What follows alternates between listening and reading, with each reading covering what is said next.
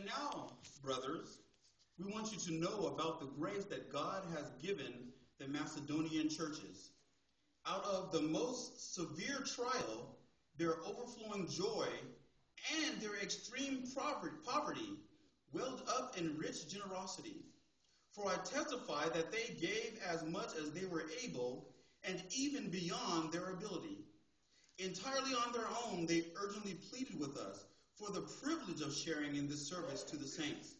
And they did not do as we expected, but they gave themselves first to the Lord and then to us, in keeping with God's will.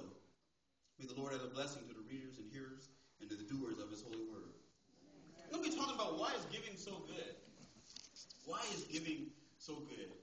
I know because I've been bombarded with email that we are approaching the Christmas season.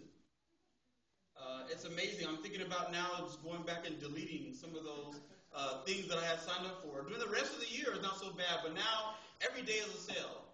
Every day, everything is a little bit cheaper than it was supposedly the day before. Right. And I'm getting all these emails that says, this is 10% off now, this is 50% off now, now there's free shipping, now there's this and that. And so I know we're approaching the holiday season. But there's something about Christmas time that for many of us is just magical. I don't know if you feel the same way, but there's something about Christmas time that there just feels like there's joy in the air. There's a spirit of more love in the air. It just seems like everything is nice and people are a little bit more friendly. Even as I was standing in line at some of the stores, people just seem to be a little bit more forgiving of each other. And even though there was some pushing and shoving, it just seemed like everybody was in a pretty good mood. And so I began to think about that, and I think there's a lot of things that give us joy and give us peace and give us good feelings during the Christmas season. And sometimes it's not in the things that we expect. I mean, we do take joy in looking at people's houses that put up the Christmas lights. And sometimes you go on those blocks where everyone does an exceptional job of putting out 100 gazillion lights on their houses and on their lawns and on their cars. And they all have themes, and sometimes they have music, and that's an exciting thing to see. And sometimes we get excited about the shopping and going to the stores and being able to find that special gift for someone. Sometimes we get excited about the meal, the family coming together and sitting down again and having the turkey and the dressing and the sweet potato pie and all those kinds of things. But of all those things that are really awesome, I think the main thing that's really attractive and exciting about this time of year is that we have an opportunity to give. An opportunity to give and to give without even expecting sometimes in return. And I think that's exciting about us.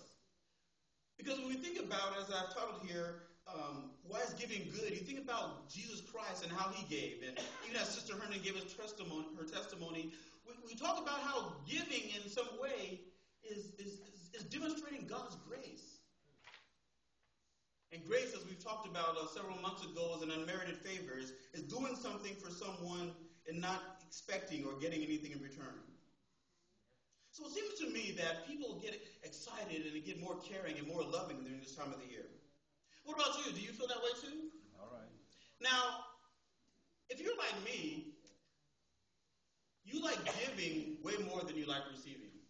In fact, usually when I shop, and I do a lot of shopping for our family, and I love giving gifts and that kind of thing, I have a challenge sometimes holding back gifts that I purchase until that special day comes around. I mean, just the other day, I went out on Black Friday, and I was at the store actually at 3:20 in the morning.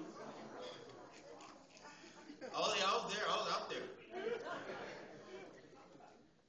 And I bought some things, and I brought them home, and I told my wife, I said, sweetheart, I bought you some things, but there's one thing in particular, I almost can't just wait.